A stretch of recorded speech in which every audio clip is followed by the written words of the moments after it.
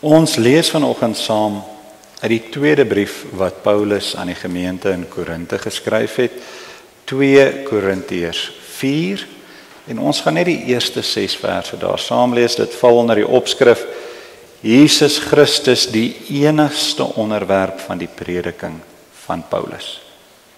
2 Korintiërs 4 vers 1 tot 6. Ons gaan veral fokus op die 5de vers van hierdie gedeeltetjie. En dis 'n vers wat jy ook dadelik sal erken as die een wat op elke boodskapper op die voorblad verskyn. Maar voordat ons saam lees uit die woord van God, is dit net reg, broers en susters, dat ons sal stil raak, dat ons sal besef ook wanneer ons sy woord open, is ons afhanklik van hom. En daarom laat ons hom nader in gebed en ook vra vir sy leiding wanneer ons sy woord behandel. So ek gaan vra, broers, kom ons staan as verbondshoofde van die huis en dan as hele gemeente saam nader ons Here in nederige gebed.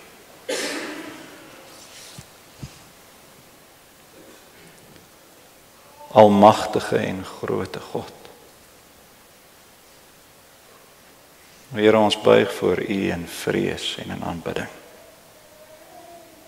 Ons kyk op na U in bewondering en in liefde. Ons wag op U in vreugde en geloof. Dit alles ons beslis nie verdien nie, o Here. Dit alles deel van die genade vanuit U hand. En daarom sê ons vanoggend ook vir U dankie uit die diepte van ons harte.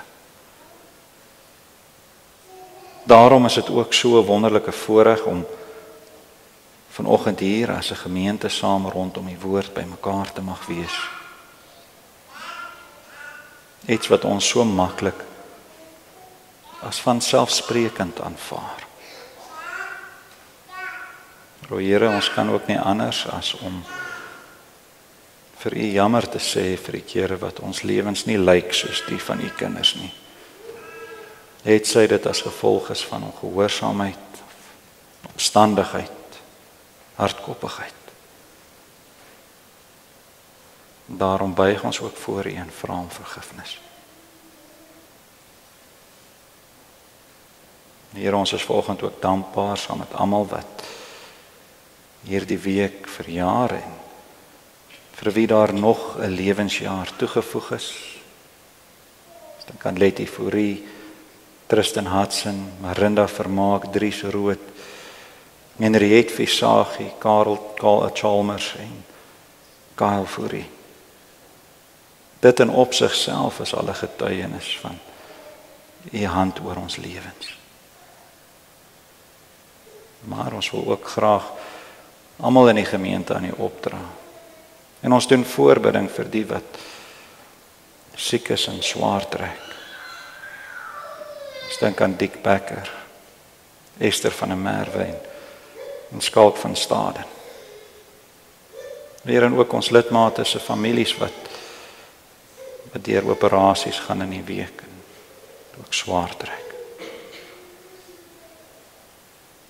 Dan wil ons ook opdra vir Dominee Henning, o Here, waar hy aangaan met sy roeping, en ook vir Dominee Olof en sy gesin wat weer terugkeer na hulle standplaas. Hou U hand van bewaring oor hulle en dra hulle ook die groot verantwoordelikheid wat op hulle skouers rus. U is die groote God. U is ons Here wat U kinders in U hand hou. Aan U al ons lof, al die eer, die heerlikheid tot in ewigheid. Amen.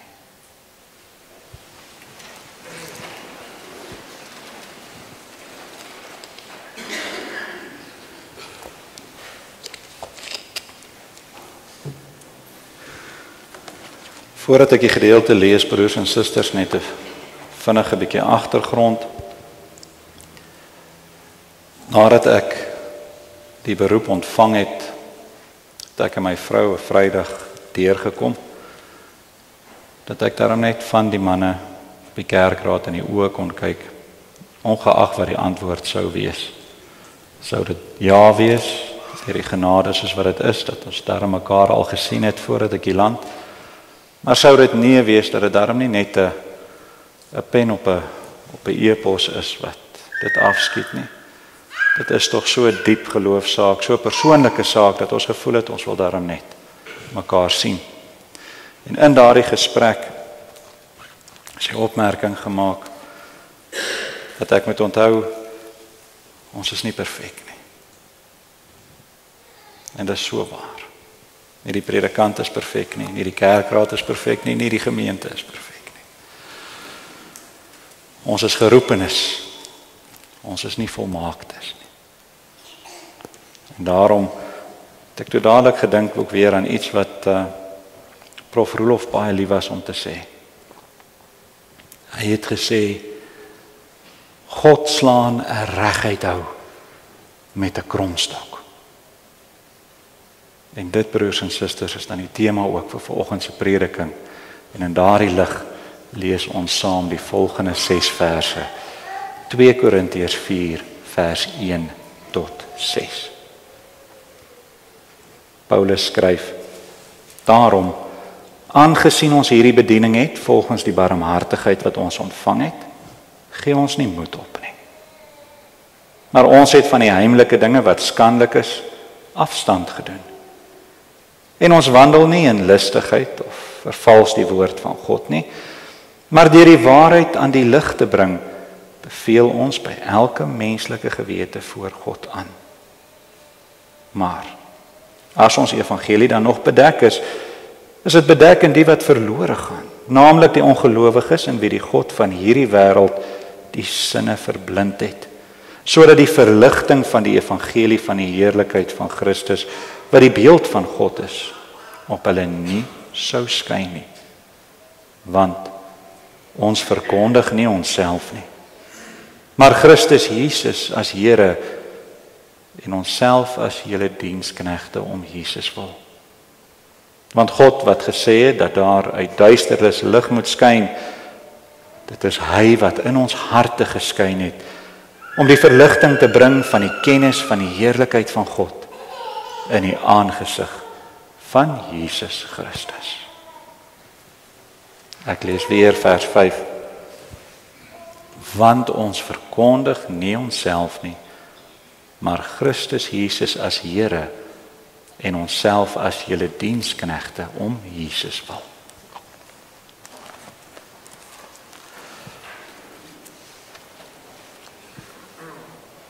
Ek glo almal van u stem met my saam as ek sê, woorde is die primêre wyse waarop ons onsself uitdruk. Dit is so, as ek maar net aan my 2 meisiekinders dink, is daar ander maniere ook, die manier waarop ons lyfie swaai as ons kwaad is, of die glimlaggie op jou gesig as jy bly is, kommunikeer ook baie. En so is ons almal. Maar die primêre manier waarop ons onsself uitdruk, is tog deur ons woorde. Met 'n paar woordjies kan ek die mense rondom my laat verstaan hoe ek voel, wat ek dink, wat ek op hierdie oomblik beplan en wat ek nodig het. Ek kan selfs vir mense laat verstaan waarvoor ek staan. Woorde is tog die wyse waarop ons kommunikeer. Maar dit lei ook baie maklik tot misverstande. Want 'n woord of 'n sinsnede kan verskillende betekenisse hê vir verskillende mense. As ek vir my boetie sê ek is lief vir jou, beteken dit tog nie dieselfde as wat ek dit vir my vrou sê nie. En net so beteken dit ook weer iets anders as ek dit vir my meisiekinders sê. Nou die kortste woorde, die kleinste sinsnede kan vir elke mens 'n ander betekenis dra as ons dit net vanuit ons eie agtergrond uit sien as ons nie die konteks, die omstandighede waarbinne dit gesê word, ook in ag neem nie. En weet jy, so is dit ook die geval met die woorde van ons teksvers volgende. 3 kort woordjies, klein sinsnede, Paulus wat sê, ons verkondig Christus. Maar so ryk in betekenis dat dit eintlik beskou kan word as deel van Paulus se autobiografie. Ons verkondig Christus. So om die ware diepte, die volle betekenis ook van hierdie 3 woordjies, soos wat hy dit gesê het, te verstaan, moet ons gaan kyk na die omstandighede waarin Paulus ook dit geskryf het hier. Nou, ons het reeds vir mekaar gesê, Paulus skryf dit hier in die tweede brief aan die gemeente in Korinte. En Korinte is 'n stad wat 'n groot bydrae gelewer het tot die omstandighede waarin Paulus dan ook die brief geskryf het. Nou, Korinte was 'n jong stad. 'n Stad met jong geld en met nuwe status. Want eintlik was Korinte in 146 voor Christus verwoes gewees, maar is toe weer opgebou in 44 voor Christus onder Julius Caesar. En hierdie nuutgeboude stad het dan gedien as die setel vir die Romeinse goewerneur in die provinsie en het daarom ook baie vinnig gegroei en 'n belangrike handelsentrum geword. Nou, die inwoners meestal bestaan uit oorlogsveterane. Soldate wat as beloning vir hulle harde werk en hulle diens vir die land grond in hierdie provinsie dan ook ontvang het. Nou, dit het beteken dat daar nie regtig ou families met ou geld en ou status in die stad was nie. So Korinte was 'n stad van geleenthede. 'n Stad van 'n kans vir 'n nuwe begin. Mense wat hulle stempel wou afdruk of op soek was na voorheen onbekombare status en eer, hulle dit in Korinte gaan soek. Maar dit het gelei na groeperinge. Dit het gelei na 'n magstryd wat geheers het onder al hierdie nuwe name in die gemeenskap.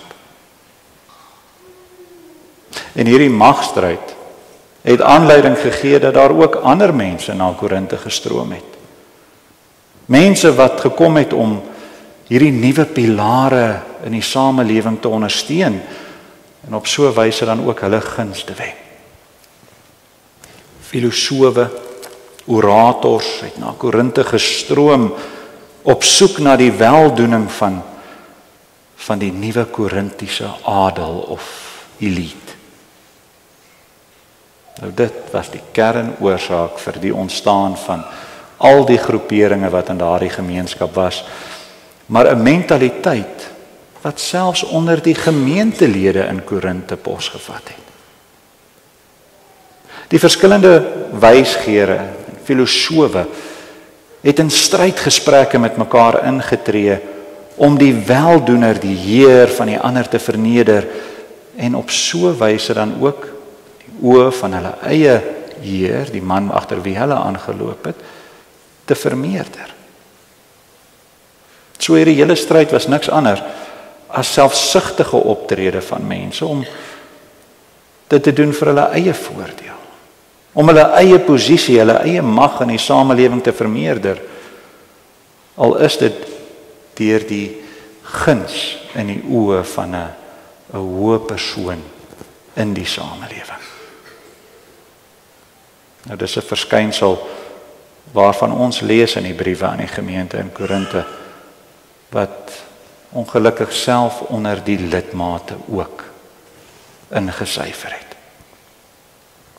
En is teen hierdie agtergrond wat die gebeure waarvan ons dan nou gelees het afspeel, in die gees van daardie tyd, die gebruike waarvan ons nou net gepraat het, Die wysgeere, die filosowe van die gemeenskap, sowel as die van Paulus se gemeentelede, hom daarvan beskuldig dat hy sy eie agenda gehad het. Hulle het hom beskuldig dat hy gearbei het om sy eie posisie, sy eie eer, sy eie status te vermeerder. Hulle het sy geloofwaardigheid, sy motiewe, sy gesag bevraagteken. Nou as ons 'n oomblik stil staan en kyk na al die aantuigings wat teen Paulus ingebring is, as ons kyk na Paulus se geskiedenis, na sy karakter, alles gegevens uit die skrif, dan kan ons vinnig sien of hierdie aantuigings enigstens gewig gedra het. Ons lees dat Paulus, eers Saulus, 'n fariseer was. 'n Man wat aan die voete van Gamaliel geleer het. Alreeds op grond daarvan was hy in daardie kringe 'n gesiene man gewees.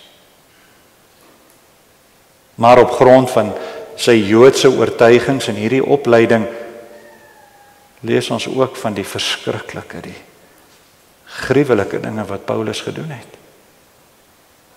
Hy was betrokke by die vervolging, die marteling en selfs die teregstelling van baie gelowiges.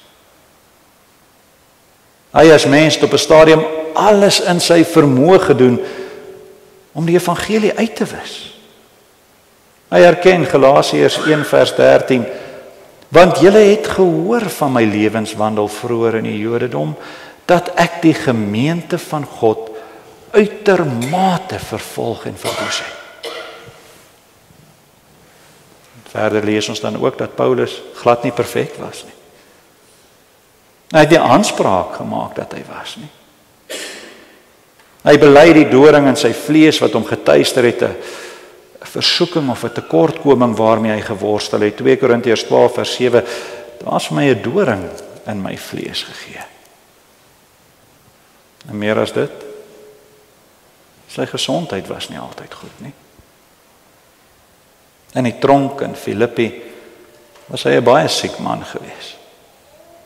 Filemon se slaaf Onesimus het hom daar bygestaan, het hom daar gehelp, want Paulus was nie meer in staat om alles vir homself te doen nie. Paulus, broers en susters, was 'n sondaar. 'n geredde sondaar, maar steeds mens. Romeine 7 vers 18. Hy skryf, want ek weet dat dit in my vlees niks goeds woon. Want om te wil, is by my aanwesig. Maar om goed te doen, dit vind ek nie. Paulus maak dit baie duidelik. Hy was nie sonder sonde nie.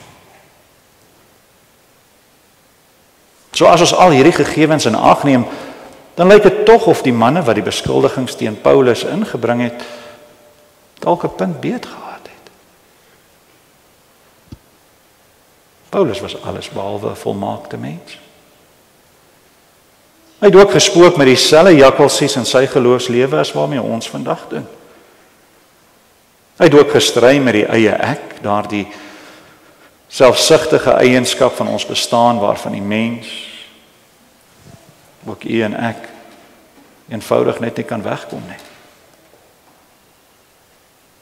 Selfs sy liggaam het dit soms vir hom bitter moeilik gemaak om sy roeping uit te leef. Paulus was mens. Sondaar mens. Gebroke mens. Soms ook ongestelde mens. Paulus was 'n kromstok.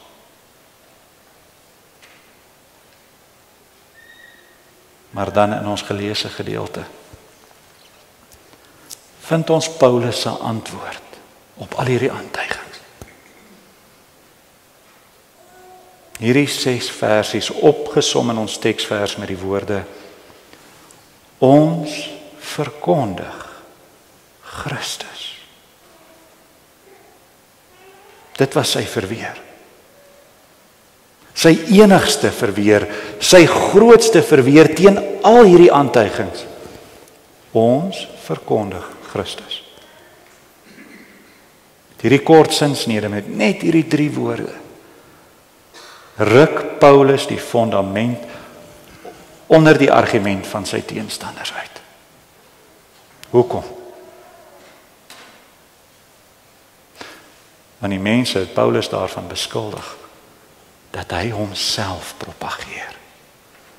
Dat hy sy eie belange najaag en dat hy vir sy eie eer streef.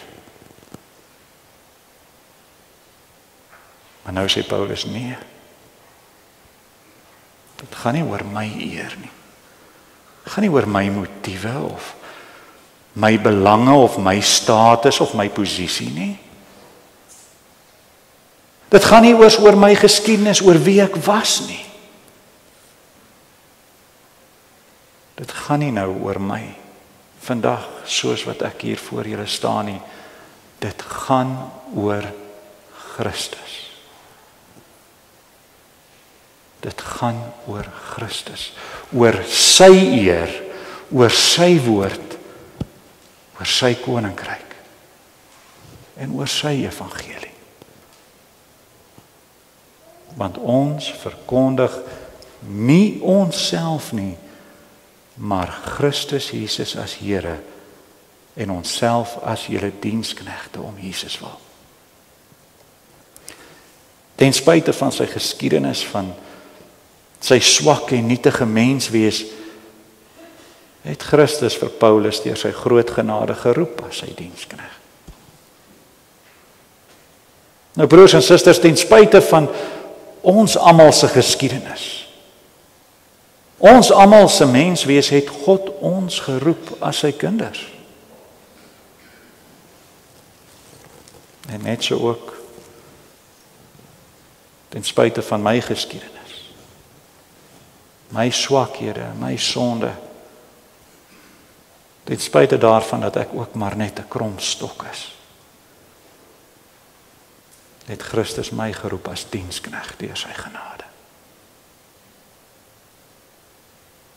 Vers 6, want God het gesê dat daar uit duisternis lig moet skyn. Dit is hy wat in ons harte geskyn het om die verligting te bring van die kennis van die heerlikheid van God in die aangesig van Jesus Christus.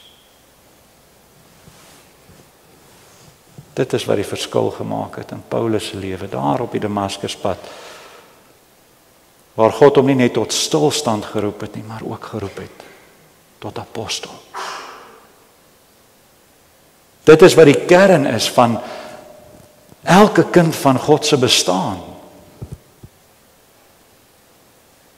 Dat God in Christus ons verlos het van die bande van die sonde en ons harte sy lig laat skyn het.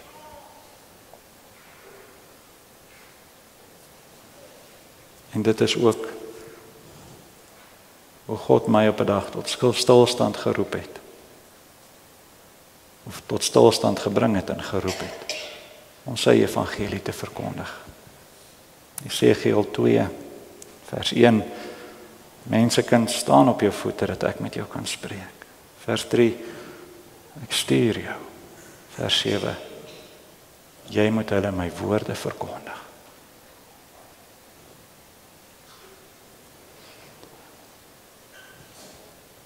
Die realiteit is, ons lees dat die mense wat die evangelie nie moet verstaan nie, dit nie sal verstaan nie. Nou, baie van die kritiek wat op Paulus gebring is, was gebaseer op die wyse van sy publieke optrede. Met ander woorde, die manier waarop hy met almal gepraat het. Nou, filosowe in daardie dae, sy kritiek was gebaseer in 'n groot mate op die spreker se vernuf, sy wyse van oordrag, eerder as net die inhoud van dit wat hy gesê het. So in die gebruik van daardie tyd, die manier wat hulle verstaan het, weer lê Paulus dan al hierdie aantuigings in die formaat van 'n regte destydse Grieks-Romeinse onderwyser. Hy antwoord hulle op 'n geleerde wyse in hulle eie taal en op hulle eie manier.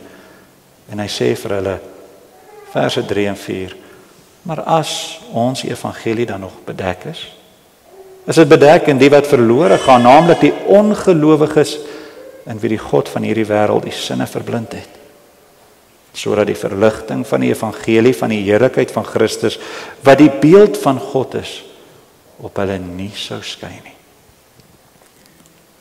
So Paulus sê vir die mense wat die aantuigings ingebring het, julle beskuldig my van al hierdie, nadat ek op eenvoudige wyse die evangelie van Christus aan julle verkondig het. Julle beskuldig my dat ek nie soos 'n geleerde optree nie. Maar as julle die eenvoudige verduideliking nie verstaan nie, hoe sal julle dan die moeiliker weergawe begryp? Hy gaan aan en hy sê vir hulle, die wyse waarop ek het vir julle verkondig het, is nie die probleem nie. Die feit dat julle nie veronderstel is om te verstaan nie. Met ander woorde, die hart is die probleem. Julle loop agter julle ware Heer aan, 'n ander meester as wat julle dink. Want julle arbei vir hom van die duisternis. Julle werk vir sy eer.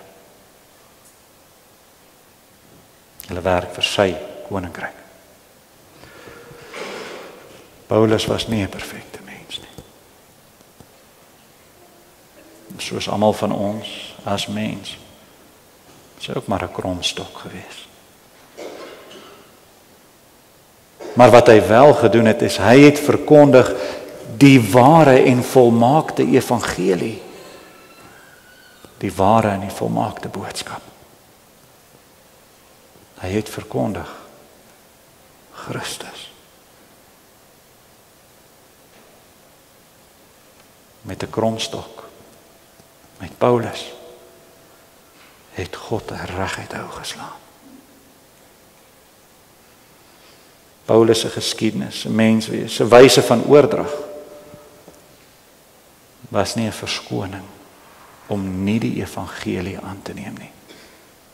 Want Christus was verkondig.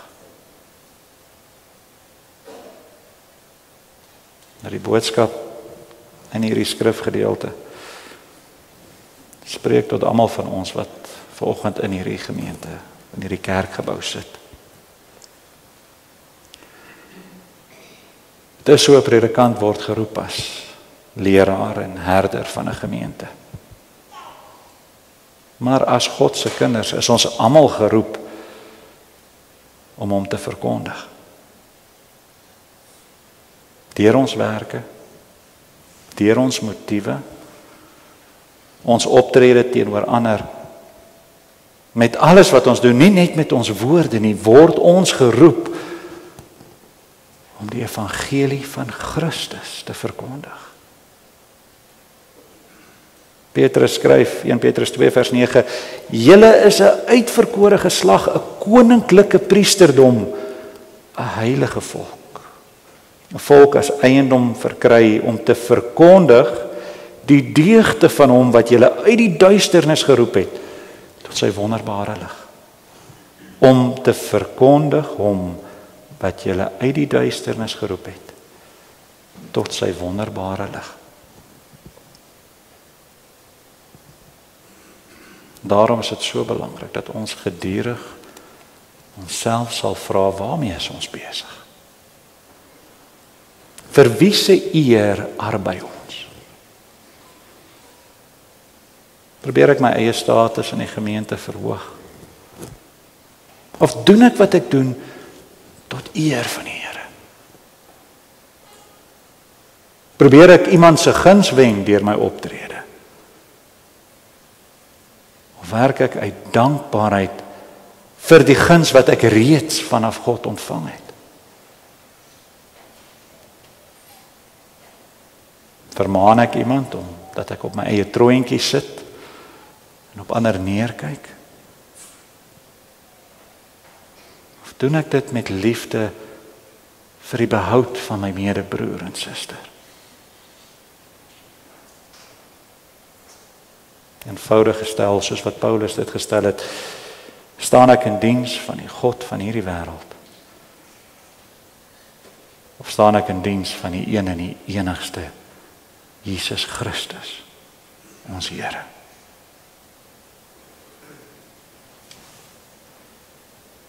Ek self moet ook gedurig vra, preek ek myself, of verkondig ek Christus as sy geroepe diensknegt? As dit van my vermoëns, my krag afgehang het, kon ek maar nou touw opgegooi het. Kon ek nou opgehou het. Want my geskiedenis, my menswees, my begeertes, my sondes, soos elkeen van u sin, laat my oop vir dieselfde kritiek as wat Paulus ontvang het. En die realiteit is, ons almal gaan ook nog foute maak. Ek gaan ook nog struikel. Ek gaan ook nog sondig. Want 'n predikant bly mens. Ons is geroepenes. Ons is nie volmaaktes nie. Maar deur die genade van God is hierdie kromstok geroep om Christus te verkondig. En dit ten spyte van die sondige gebroke mens wat ek is. Ten spyte van ons almal se gebroke menswees, is ons steeds deur dieselfde liefde van Christus geroep as kinders van God om hier op Potgietersrus sy evangelie te verkondig, om sy lig te laat skyn. Want God sê vir ons, net soos wat hy vir Paulus gesê het, my genade is vir jou genoeg. En saam met Paulus kan ons dan bely dat ons ook in ons swakhede kan roem. Want ook daarin word sy grootheid verkondig. Nie in onsself nie, maar in ons Here Jesus Christus.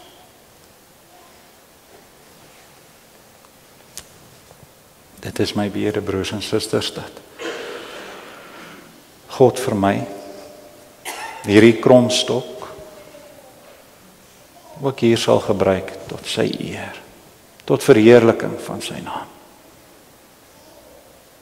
en tot uitbreiding van sy koninkryk en tot heil van hierdie gemeente. Dis my bede dat God hierdie kromstok sal gebruik om 'n reguit hout te slaan.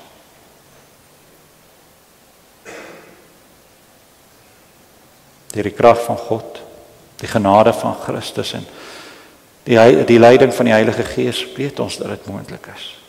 En glo ons dat dit ook die rede is dat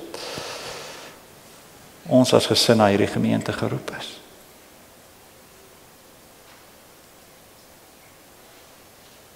Want dit gaan nie oor u nie. Dit gaan nie oor my nie. Want ons verkondig nie onsself nie, maar Christus Jesus, hom as Here, en onsself as julle diensknegte, om Jesus wil. Amen. Broers, kom ons staan. Kom ons dank.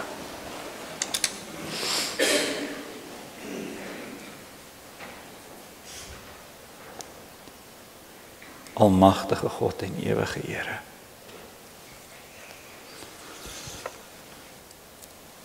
as ons in eerbied na al die werk elke dag kyk,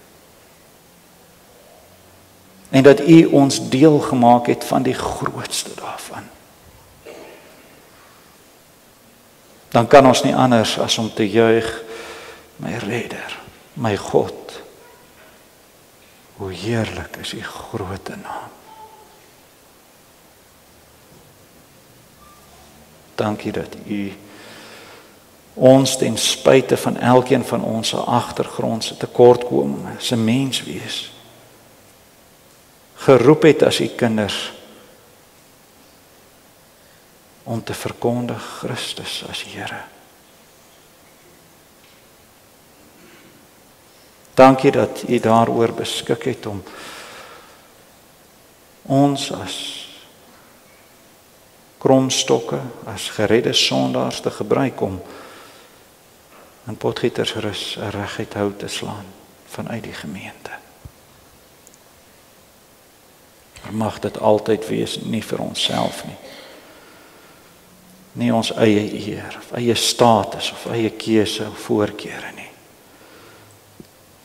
Maar mag dit wees ooreenkomstig u wil, tot uitbreiding van die koninkryk, en tot verheerliking van die heilige naam. Amen.